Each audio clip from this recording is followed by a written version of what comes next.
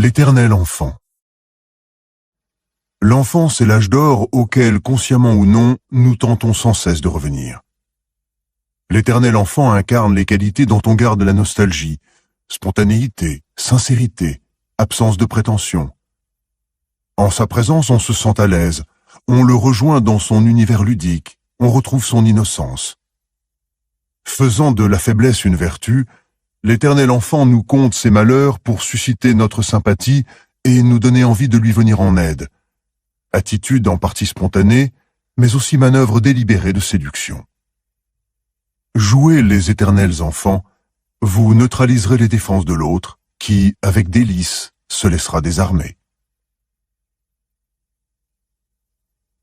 Psychologie de l'éternel enfant. Les enfants ne sont pas aussi candides qu'on aime à l'imaginer. Conscients de leur impuissance, ils en souffrent et comprennent très tôt l'efficacité de leur charme spontané pour pallier leur faiblesse face aux grandes personnes. Ils trouvent d'instinct la bonne stratégie. Dès lors que leur innocence leur a fait une fois obtenir ce qu'ils veulent, ils peuvent se resservir de la même tactique, voire en rajouter au besoin. Si leur faiblesse et leur vulnérabilité sont à ce point irrésistibles, il y a là un filon à exploiter. Pourquoi l'ingénuité des enfants nous séduit-elle? D'abord parce que tout ce qui est naturel a sur nous un effet singulier. Depuis la nuit des temps, les météores, les éclipses, la foudre, inspirent aux êtres humains un respect mêlé de crainte. Avec la civilisation, cet effet s'est encore accru. Le monde moderne nous enveloppe de tant d'objets fabriqués et de phénomènes artificiels que nous avons une véritable fascination pour ce qui est brutal et inexplicable. Les enfants, eux aussi, possèdent naturellement ce pouvoir, mais comme ils sont malgré tout humains et ne représentent pas de menace, ils charment plus qu'ils n'inquiètent. Alors que la plupart des gens se donnent du mal pour plaire, l'enfant y arrive sans effort, au mépris de toute explication logique, car l'irrationnel exerce souvent une séduction dangereuse. Mais surtout, l'enfant appartient à un monde dont nous avons été bannis à jamais.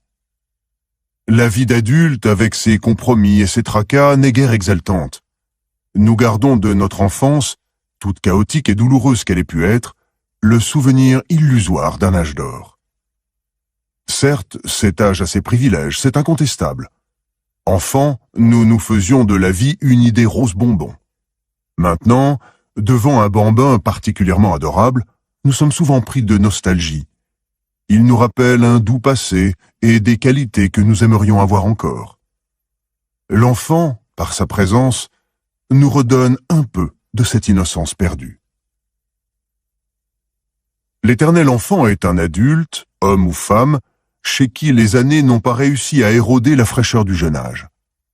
Son pouvoir de séduction peut se révéler aussi irrésistible que celui d'un enfant, tant l'exception qu'il constitue semble étrange et merveilleuse. Ce n'est pas de la puérilité, cela le rendrait seulement odieux ou pitoyable. Non, ce qu'il a conservé de l'enfance, c'est l'esprit. Ne croyez pas non plus que son ingénuité échappe à son contrôle. Ce séducteur-là a appris de bonne heure à s'en servir. Il s'est modelé et construit à partir des traits infantiles qu'il est parvenu à conserver, tel un enfant joue consciemment de son charme. C'est là son secret. Suivre son exemple est à votre portée, car en chacun de nous sommeille un diablotin qui ne demande qu'à faire l'école buissonnière. Pour y réussir, il faut savoir se décoincer un peu, car rien n'est aussi peu naturel que d'avoir l'air hésitant. Souvenez-vous de l'esprit qui était jadis le vôtre. Laissez-le ressurgir, sans timidité. On est beaucoup plus indulgent vis-à-vis de ceux qui osent une franche extravagance qu'envers les faux adultes niaisement puérils. Rappelez-vous comment vous étiez avant de devenir modeste et polissé.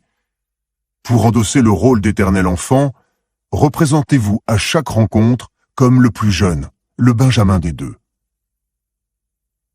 Ci-dessous sont esquissés les principaux types de ce profil. N'oubliez pas que les plus grands séducteurs sont souvent un mélange de plusieurs types. L'ingénu.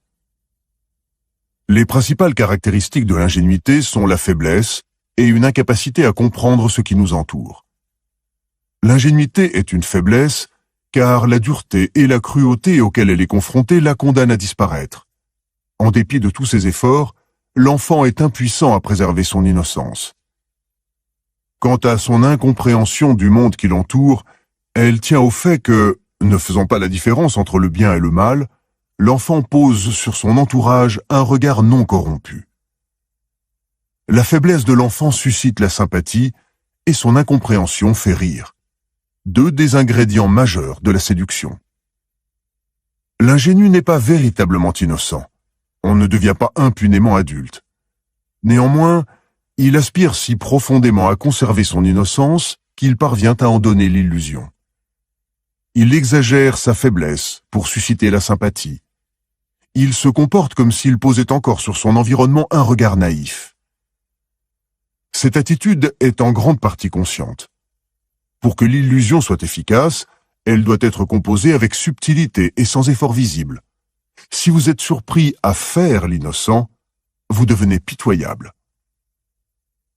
La faiblesse doit se trahir de façon indirecte, par la candeur du regard ou les galères dans lesquelles on se fourvoie. Comme ce type d'innocence est essentiellement une comédie, il s'adapte facilement à n'importe quels objectifs. Apprenez à transformer en atout vos défauts et vos faiblesses. L'espiègle.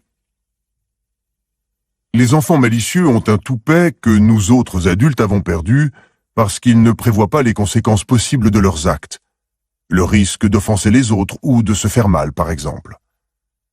L'espiègle est effronté et fait preuve d'un manque total de délicatesse sans même s'en apercevoir.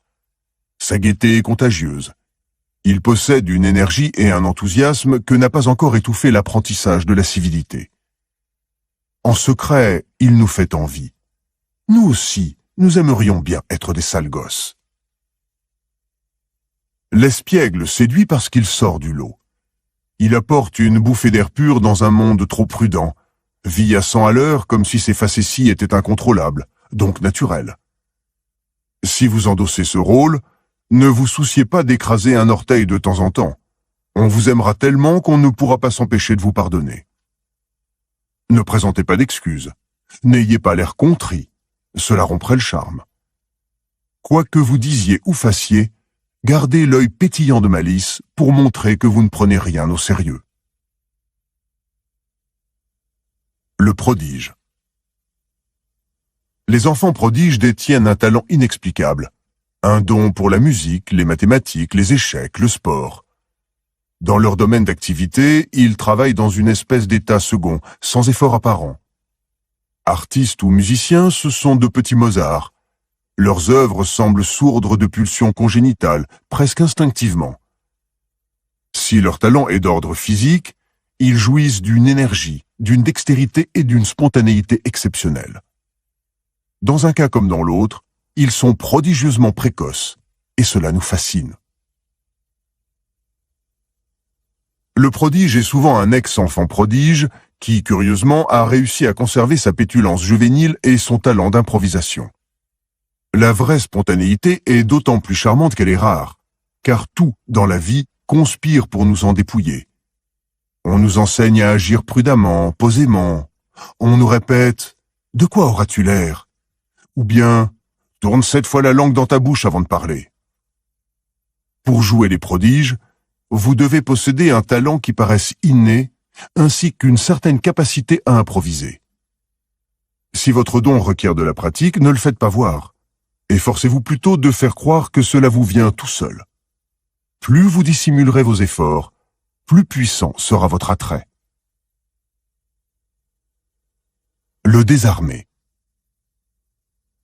Avec l'âge et les échecs, on apprend à se protéger des épreuves douloureuses en se réfugiant dans sa coquille, ce qui rend de plus en plus rigide, mentalement et physiquement. Les enfants, eux, par nature, n'ont pas de défense et sont ouverts à toute expérience nouvelle. Cette réceptivité est extrêmement attirante. Les enfants que nous fréquentons nous la communiquent par contagion. Avec eux, nous nous détendons. C'est pourquoi nous aimons leur compagnie. Le désarmé a esquivé ce processus d'autoprotection et réussi à conserver l'attitude ouverte et enjouée de l'enfant. Souvent, cela se voit à son allure juvénile et à ses gestes gracieux. De toutes les caractéristiques psychologiques de l'éternel enfant, celle-là est la plus utile à la séduction. Une attitude défensive éveille la méfiance chez l'autre, qui à son tour se défend. Or, le désarmé, lui, est désarmant. Il dissipe les inhibitions de sa cible. Apprenez à ne pas réagir par la défensive. Soyez plus roseau que chêne. Pliez sans vous raidir. Ouvrez-vous aux autres, et ils tomberont plus facilement sous votre charme. 4 portraits d'éternels enfants. 1. Charlie Chaplin grandit en Angleterre dans la pauvreté, surtout après l'internement de sa mère dans un hôpital psychiatrique. À peine adolescent, contraint de travailler pour vivre, il est pris comme acteur dans un théâtre populaire et finit par remporter un certain succès comme comédien. Mais le jeune homme est ambitieux. En 1910, il obtient un contrat lors d'une tournée aux États-Unis et part à la conquête d'Hollywood. Il interprète quelques rôles mineurs, pourtant le succès semble lui échapper. La concurrence est féroce. Le jeune Anglais dispose d'un répertoire de gags appris dans des vaudevilles britanniques, mais le mime burlesque, essentiel dans le cinéma muet, n'est pas son point fort. Et, à la différence de Buster Keaton, il n'est pas gymnaste. En 1914, Chaplin décroche le premier rôle dans un court-métrage intitulé « Pour gagner sa vie ». Il doit composer un personnage d'escroc. Fouillant dans les réserves pour trouver un costume, il enfile un pantalon beaucoup trop large, se coiffe d'un chapeau melon et chausse d'énormes godillots en se trompant volontairement de pied, puis il déniche un jonc et se colle une fausse moustache. Ainsi accoutré, il a l'impression que son personnage prend vie. Il adopte une démarche en canard, fait les moulinets avec la canne et improvise toutes sortes de gags. Le metteur en scène Mack Sennett ne le trouve pas très drôle et doute que Chaplin ait le moindre avenir au cinéma. Ce n'est pas l'avis de certains critiques. Le petit malin qui tient dans ce film le rôle d'un escroc habile et culotté est un comédien de toute première force, un acteur né, d'un naturel plus vrai que nature, écrit l'un d'eux. Le public suit et le film fait un tabac. Ce qui avait touché les spectateurs du spectacle et distinguait Charlie Chaplin de la horde innombrable des comédiens du muet, c'était la naïveté presque pathétique du personnage qu'il avait créé. Comprenant qu'il était sur la bonne voie, l'acteur le perfectionne dans les films suivants, le rendant de plus en plus naïf. Son secret, Charlot regarde le monde avec des yeux d'enfant. Dans Charlot à la banque, où il est agent de sécurité, il rêve d'exploits héroïques tandis que les voleurs dévalisent l'établissement. Dans Charlot brocanteur, il est un vendeur ignare qui massacre une pendule. Devenu poilu dans les tranchées sanglantes de la Première Guerre mondiale, dans Charlot soldat, il réagit aux horreurs de la guerre avec une innocence candide. Dans les films qu'il réalise désormais lui-même, Charlie Chaplin s'entoure délibérément d'acteurs grands et costauds, figurant un monde d'adultes brutaux où il est égaré tel un gamin sans défense. Tandis qu'il approfondit sa caricature, se produit alors un étrange phénomène, la fusion entre l'acteur et son personnage. Charlie Chaplin était obsédé par son enfance misérable. Ainsi, dans Charlot policier, il reconstruira dans un studio d'Hollywood les rues de Londres où il a grandi. Méfiant à l'égard des adultes, il préférait la compagnie des jeunes gens, au moins d'esprit. Sur ses 4 femmes, 3 étaient encore adolescentes quand il les épousa. Plus que tout autre comédien, Charlie Chaplin suscite à la fois l'émotion et le rire. Il attire la sympathie en se posant comme victime. On le prend en pitié comme un chien perdu sans collier. On rit et on pleure en même temps.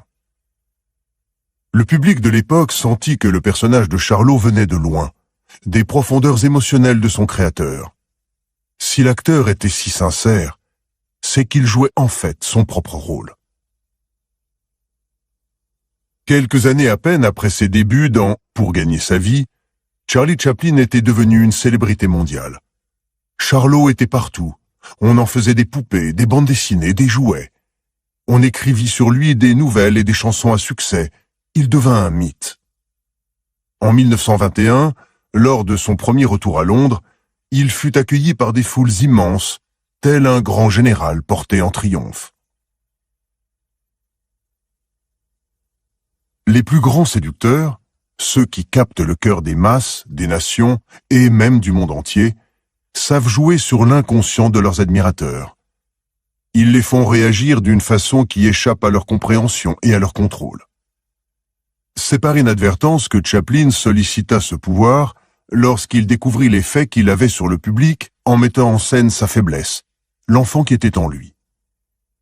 En ce début du XXe siècle, le monde changeait de façon rapide et radicale. Les horaires de travail s'allongeaient sans cesse, on découvrait la production à la chaîne. La vie devenait inéluctablement plus inhumaine, comme le prouvèrent les ravages de la Grande Guerre.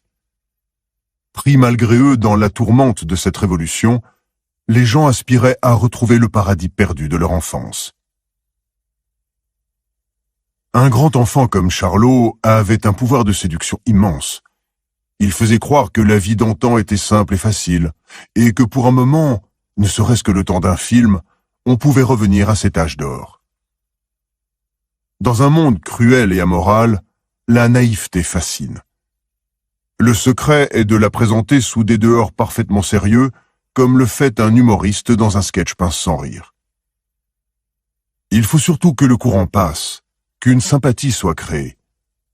Le pouvoir et la force, quand ils sont manifestes, sont rarement séducteurs. Soit on les craint, soit on en est jaloux. Il est en revanche efficace de se montrer vulnérable et fragile, mais sans lourdeur surtout, sans avoir l'air désemparé ni appelé à l'aide, car rien n'est plus contraire à la séduction. Gardez-vous de jouer les victimes ou les opprimés. Suggérez-le seulement par votre façon d'être, votre égarement. Un étalage naturel de faiblesse vous rendra immédiatement sympathique. Cela désarmera les défenses de votre interlocuteur, qui se sentira agréablement supérieur à vous. Mettez-vous dans des situations où les autres semblent avoir l'avantage. Ils sont les loups, vous êtes l'agneau. Sans le moindre effort de votre part, ils vous manifesteront de la sympathie. Une fois leur regard embué par cet a priori émotionnel, ils ne s'apercevront pas que vous les manipulez. 2. Emma Crouch est née en 1842 à Plymouth, dans une respectable famille de la petite bourgeoisie anglaise. Son père, compositeur et professeur de musique, rêvait de percer dans le monde de l'opérette. Il avait de nombreux enfants, mais sa préférée était Emma, une adorable et pétulante gamine aux cheveux roux et aux minois criblés de taches de rousseur. Fou d'elle, il lui prédisait une brillante carrière théâtrale. Hélas, Mr. Crouch n'était pas un ange. Joueur et volage, il abandonna sa famille en 1849 et partit pour l'Amérique. Les Crouch se mirent dès lors à tirer le diable par la queue. Emma fut envoyée dans un pensionnat en France par sa famille qui lui raconta que son père était mort dans un accident. Cette perte fut très cruelle pour la fillette qui se figea son rôle de petite chérie de son papa. Un jour de 1856, alors qu'elle rentrait de l'église, un monsieur bien mis l'invita à venir chez lui manger des gâteaux. Emma le suivit. Il la viola. Le lendemain matin, il lui expliqua qu'il était diamantaire et lui promit de l'installer dans une maison où elle serait bien traitée et aurait beaucoup d'argent. Elle prit l'argent mais le quitta, déterminée à réaliser ce qu'elle avait toujours voulu, ne plus revoir sa famille, ne plus dépendre de personne et mener la grande vie que son père lui avait toujours promise. Avec l'argent du lapidaire, Emma s'habilla de neuf, loua un modeste appartement et se mit à fréquenter Argyle Rooms, un établissement malfamé de Londres où les messieurs de la bourgeoisie venaient boire du gin et fréquenter les filles de mauvaise vie. Le propriétaire des lieux, un certain Robert Bignell, remarqua cette nouvelle venue singulièrement délurée pour son âge. Il était beaucoup plus âgé qu'elle. Il avait 45 ans, mais devint son amant et son souteneur. Il la combla d'argent et de cadeaux, et l'année suivante l'emmena à Paris, alors aux fêtes de la prospérité du Second Empire.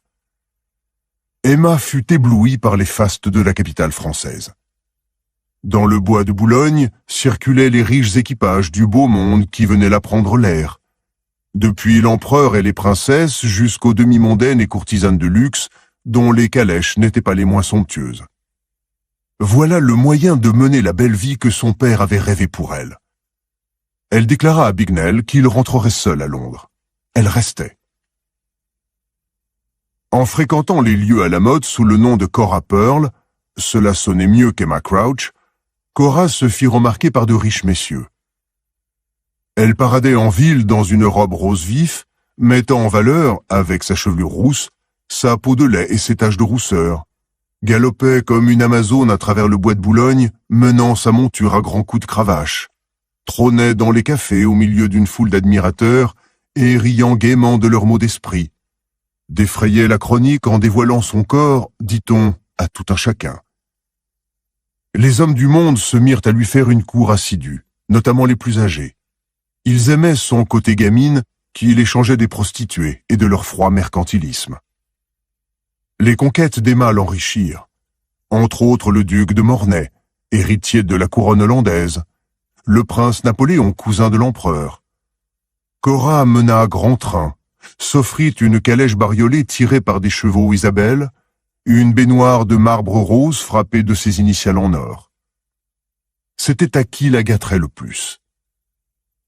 Un Irlandais dilapida pour elle toute sa fortune en à peine 8 semaines, mais l'argent ne garantissait pas la fidélité de Cora. Elle quittait ses amants au moindre caprice. L'inconduite notoire de Cora Pearl et son mépris de l'étiquette faisaient frissonner tout Paris. En 1864, on sut qu'elle allait incarner le personnage de Cupidon dans une opérette d'Offenbach, Orphée aux Enfers. Tout le monde grillait de savoir comment elle s'y prendrait pour faire sensation, et on ne fut pas déçu. Elle se présenta sur scène seulement vêtue de coûteux diamants. Les pierres tombaient l'une après l'autre au gré de ses mouvements lascifs. Chacune valait une fortune, mais elle ne daignait pas les ramasser et les laissa rouler jusqu'à la rampe allumée, tandis que les spectateurs, dont ceux qui lui avaient offert les fameux joyaux, applaudissaient à tout rompre. Cette bouffonnerie mit Paris en transe. Cora régna dans la capitale en grande courtisane pendant plus de 10 ans, jusqu'à ce que la guerre contre la Prusse précipite la chute du Second Empire en 1870.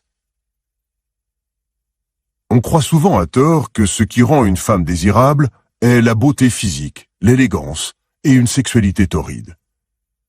Pourtant, Cora Pearl n'était pas d'une beauté inoubliable. Elle avait un corps de petit garçon et s'habillait avec un mauvais goût criard.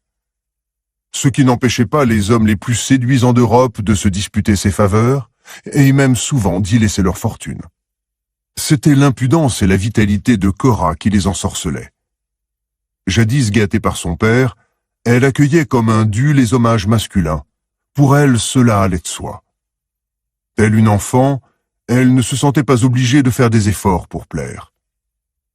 C'est précisément cette indépendance désinvolte qui donnait aux hommes envie de la posséder, de la dompter. Elle ne tenta jamais de se faire passer pour autre chose que pour une femme légère. Ainsi, l'effronterie qui aurait paru malséante chez une vraie dame semblait chez elle naturelle et drôle. Et en bonne enfant gâtée, elle imposait ses caprices à ses amants. Dès qu'un partenaire devenait plus exigeant, elle se désintéressait de lui. Tel est le secret de son stupéfiant succès. Les enfants gâtés ne méritent pas leur mauvaise réputation. Ceux que l'on comble de cadeaux sont certes souvent insupportables, mais ceux que l'on comble souvent d'affection se savent profondément séduisants, ce qui joue en leur faveur quand ils grandissent. Selon Freud, qui parlait d'expérience car il était le chouchou de sa maman, les enfants très aimés jouissent d'une confiance en soi qui les accompagne leur vie durant. Cette assurance rayonne d'eux tel un aimant et leur attire encore plus d'hommages et de faveurs. C'est, en somme, un cercle vertueux.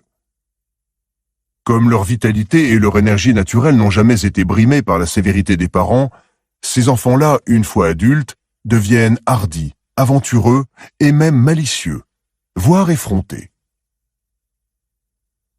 La leçon est claire. Même s'il est trop tard pour vous faire gâter par vos parents, il n'est jamais trop tard pour vous faire gâter par d'autres. C'est une question d'attitude. Les gens sont fascinés par ceux qui attendent tout de la vie. Ils n'ont guère de respect pour ceux qui se montrent craintifs et effacés. Une indépendance féroce attire, tout en lançant un défi, l'envie de dompter le récalcitrant, de le forcer à la dépendance. Or, la moitié du processus de séduction réside dans la rivalité suscitée par cette provocation. 3. En octobre 1925, le tout Paris attendait la Revue Nègre. Le jazz, et d'une façon générale, tout ce qui provenait de l'Amérique noire était à la mode. Les danseurs et acteurs de Broadway qui se produisaient dans la Revue Nègre étaient des Afro-Américains. Le soir de la première, la salle était pleine à craquer d'artistes et des personnalités les plus en vue de la capitale. La soirée fut spectaculaire, comme l'on s'y attendait. Mais c'est le dernier numéro de la revue qui fit sensation. La vedette en était une ravissante choriste de 20 ans un peu gauche, aux jambes interminables, originaire d'East St. Louis, Joséphine Baker. Elle entra sur scène les seins nus, seulement vêtue d'un pagne sur un bikini de satin et de quelques plumes autour du cou et aux chevilles, pour un pas de deux sur un rythme de Charleston intitulé « La danse sauvage ». Son partenaire était lui aussi vêtu de plumes, mais le public n'avait d'yeux que pour Joséphine Baker. À Paris, on n'avait jamais rien vu de tel.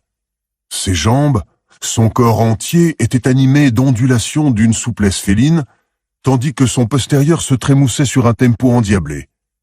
Un critique évoquera à son sujet le vol de l'oiseau-mouche. Emportée par l'enthousiasme du public, elle était comme possédée, habitée par la danse. Son visage rayonnait. Elle avait l'air de s'amuser énormément. La pure joie de danser conférait une étrange innocence à l'érotisme de ses mouvements, presque un soupçon de comique. Le lendemain, les avis étaient unanimes. Une star était née. Joséphine devint la vedette de la Revue Nègre. Paris était à ses pieds. En moins d'un an, des affiches d'elle apparurent sur tous les murs. On donna son nom à des marques de parfums, des poupées, des vêtements. Les Françaises dans le vent gominaient leurs cheveux à la Baker, avec un produit du nom de Baker Fix. Beaucoup essayaient même de bronzer à outrance pour s'assombrir le teint. Cette gloire soudaine était un bouleversement. Quelques années plus tôt, Joséphine n'était qu'une adolescente parmi tant d'autres. Elle habitait dans l'un des pires bidonvilles d'Amérique. Elle avait commencé à travailler à l'âge de 8 ans, faisant des ménages chez une blanche qui la battait. Elle avait parfois logé dans des caves infestées de rats. Elle n'avait jamais connu le chauffage en hiver. Et elle avait appris la danse toute seule, en se trémoussant comme une folle pour se tenir chaud. En 1919, Joséphine Baker avait fugué pour devenir actrice à mi-temps dans des théâtres populaires. Elle était arrivée à New York 2 ans plus tard, sans argent ni relations. Elle avait remporté un certain succès en faisant le pitre dans un chœur féminin, à grand renfort de grimaces, mais elle n'était pas pour autant devenue une vedette. Puis on lui avait proposé la Revue de Paris. D'autres danseuses noires avaient refusé, craignant de rencontrer en France un racisme pire qu'en Amérique. Joséphine Baker, elle, avait sauté sur l'occasion. Malgré le succès de la Revue Nègre, cependant, Joséphine ne se faisait pas d'illusions. Le public parisien était réputé volage. Elle décida de prendre les choses en main. D'abord, elle refusa de signer des contrats exclusifs, et se fit même délibérément connaître pour des ruptures de contrat sans préavis. À la moindre contrariété, elle levait le camp du jour au lendemain. Elle avait toujours craint la dépendance. Désormais, nul ne pouvait l'enchaîner. Du coup, les impresarios la traquaient sans relâche, et le public l'adulait encore plus. Ensuite, la culture noire avait beau être à la mode, c'était d'une caricature que la France s'était entichée. Elle en était pleinement consciente. Après tout, si c'était le chemin du succès. Mais Joséphine Baker n'était pas dupe.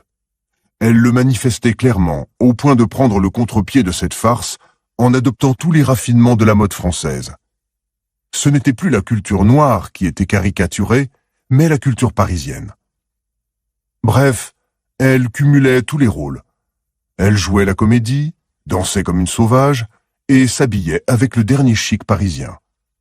Et ce, avec tant de gaieté et de naturel que son pouvoir de séduction sur le public français, aussi blasé fut-il, ne se démentit pas pendant des décennies.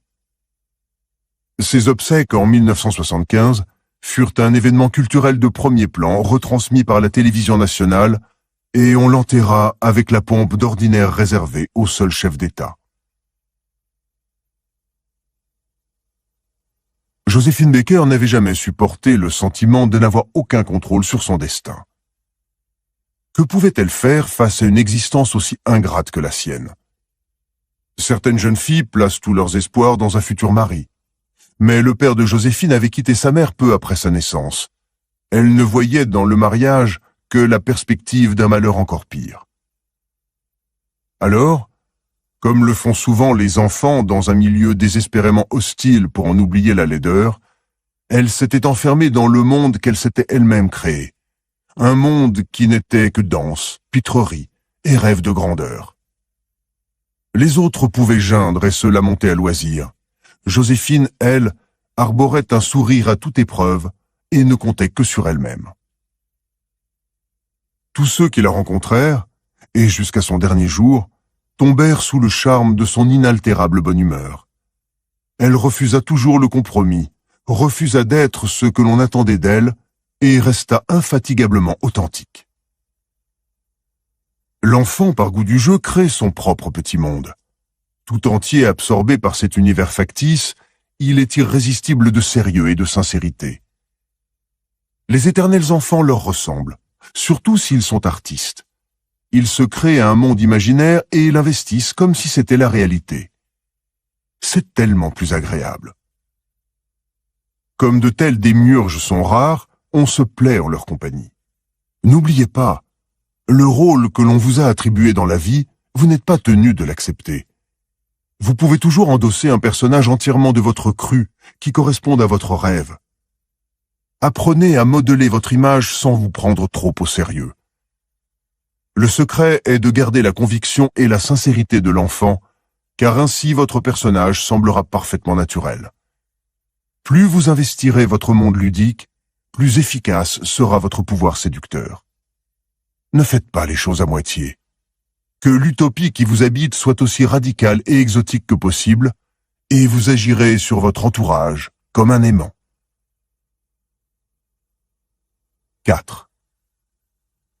Nous sommes au Japon à la fin du XIe siècle. Le festival des fleurs de cerisier bat son plein à la cour. Dans le palais impérial, beaucoup de courtisans sont ivres, voire ivres-morts. Seule la princesse Oborozukiyo, belle-sœur de l'empereur, ne dort pas.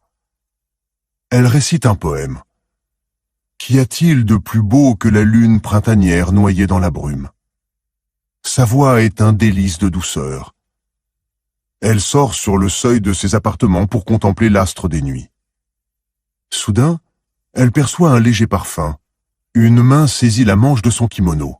Elle sursaute. « Qui êtes-vous » demande-t-elle effrayée. « N'ayez nulle crainte » répond une voix masculine avant d'enchaîner sur un poème impromptu. Tard dans la nuit, nous admirons la lune brumeuse. Mais il n'y a rien de brumeux dans le lien qui nous unit. Sans ajouter un mot, l'homme attire la princesse à lui, la soulève et l'emporte dans un corridor, fermant derrière lui la porte coulissante. Épouvantée, elle tente d'appeler au secours. Dans le noir, elle l'entend alors l'avertir d'une voix plus impérieuse. « Inutile d'appeler. De toute façon, je parviens toujours à mes fins. Tenez-vous tranquille, je vous prie. » Alors la princesse reconnaît cette voix, ce parfum. C'est le Genji, le plus jeune fils de la défunte concubine de l'empereur. Elle connaît l'homme, ce qui la rassure quelque peu, mais elle connaît aussi sa réputation.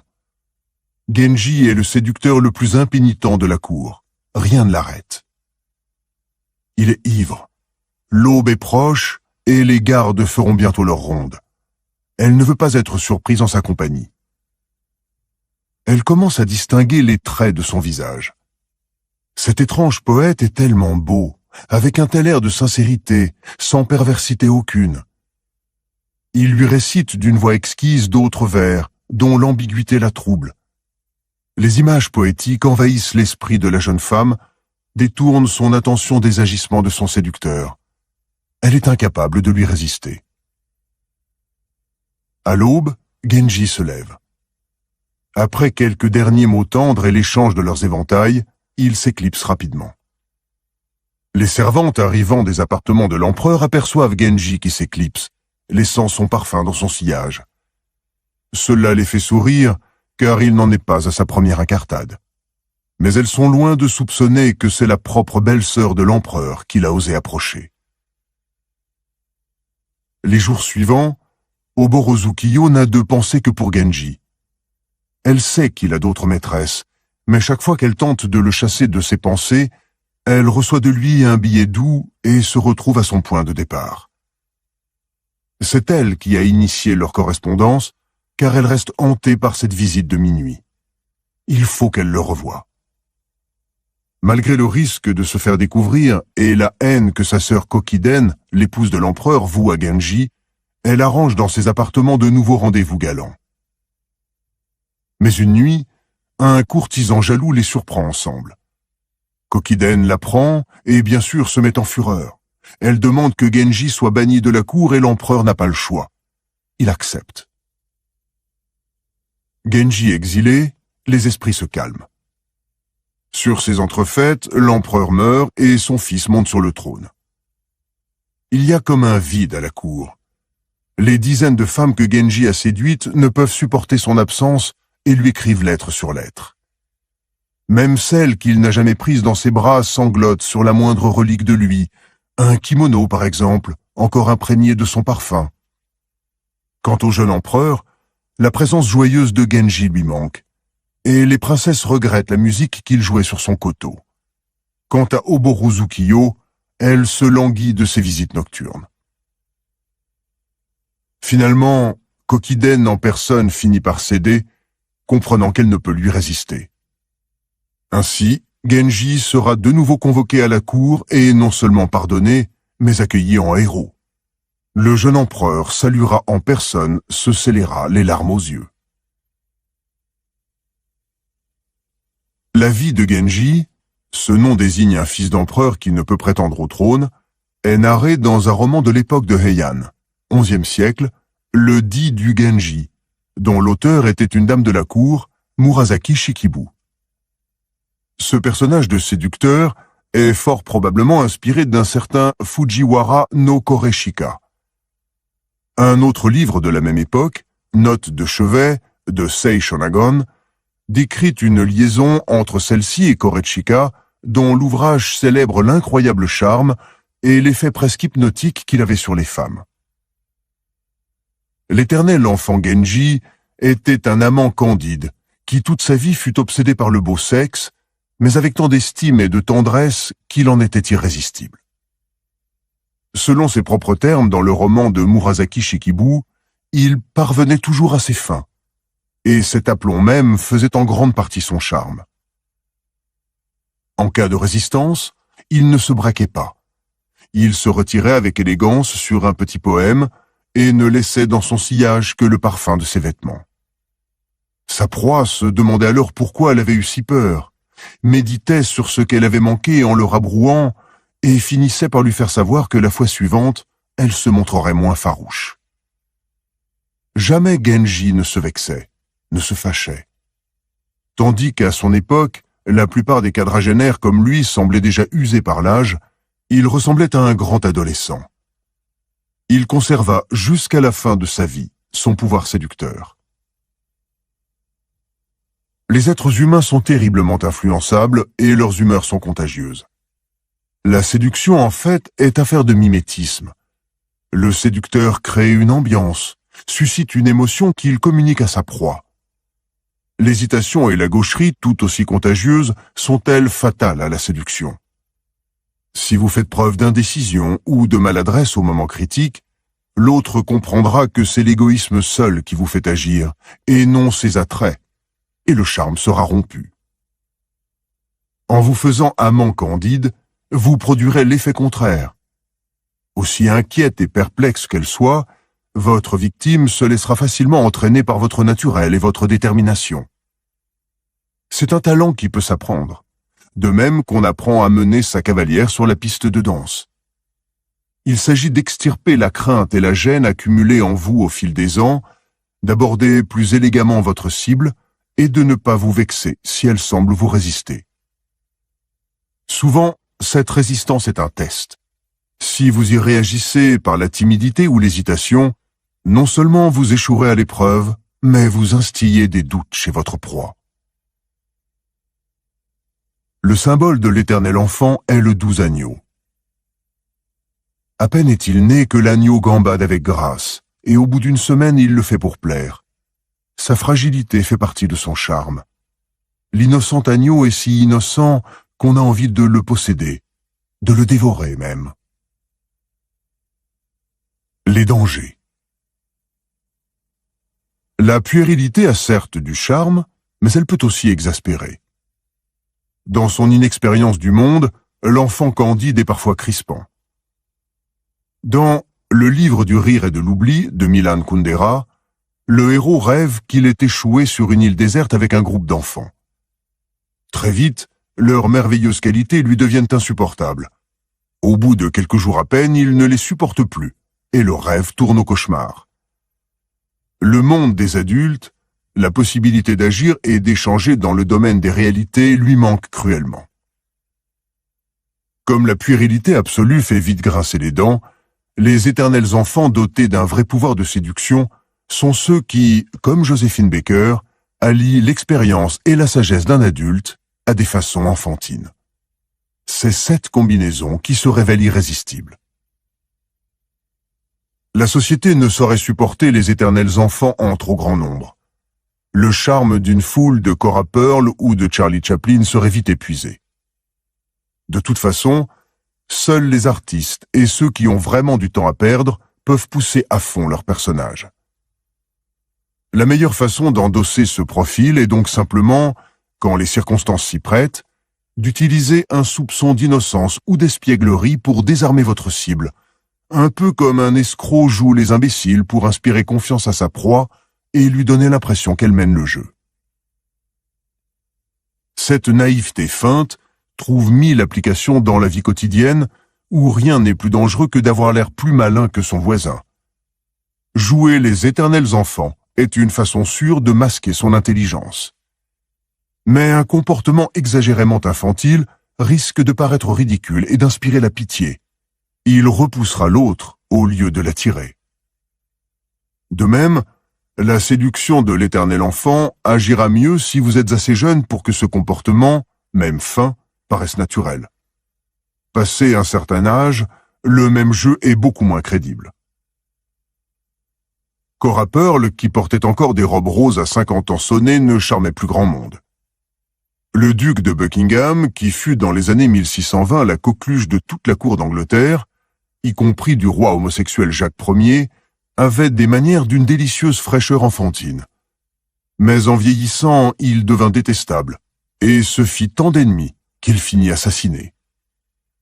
En vieillissant, c'est davantage l'ouverture d'esprit de l'enfant que votre attitude doit viser à suggérer, car une affectation d'innocence ne convaincra plus personne.